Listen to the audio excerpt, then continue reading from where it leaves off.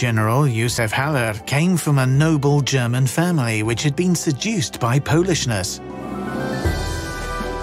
He was an outstanding officer in the Austrian army, a social activist, and a leader in the scouting movement, which he reshaped for Polish youth.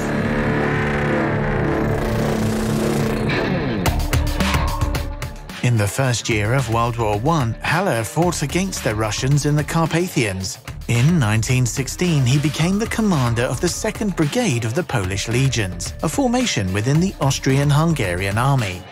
When German proposals for the new post-war borders were revealed, it turned out that Poland was meant to be but a rump state. This new shape of Poland was beneath the dignity of any Polish patriot, and hence Józef Haller, together with a group of his soldiers, broke through the Russian front and joined the Polish troops fighting on the Russian side. Through Moscow, he arrived in Murmansk, from where he found his way to France. There he took command of the Polish army in France, which was called the Blue Army from the color of its uniforms.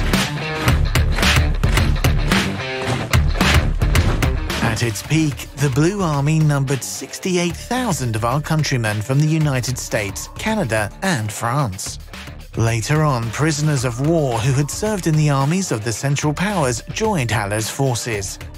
In 1918, the troops under Haller's command fought the Germans on the Western Front in the Vosges and Champagne province.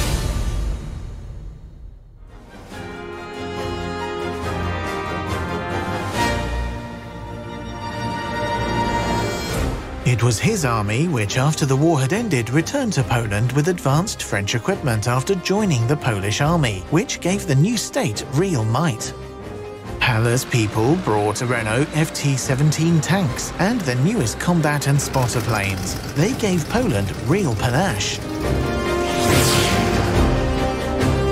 Haller fought against the Ukrainians over eastern Galicia. Later, when by rights of the Treaty of Versailles, Poland obtained Pomerania in the vicinity of Gdansk, General Haller entered the area at the head of the army.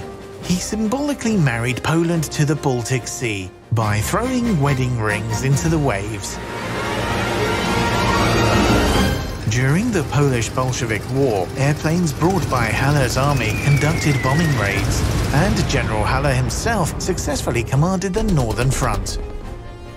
Without the soldiers and equipment of the former Blue Army, saving the newly born Poland from the Bolshevik onslaught would not have been possible. Going to war against the Bolsheviks, the regular Polish army was assisted by the volunteer army of General Haller, with 100,000 Poles who joined the force in answer to his appeal.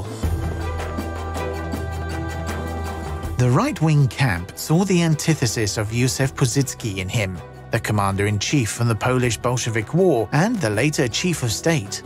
Haller initially played the role of rival, but it was a campaign he could not win.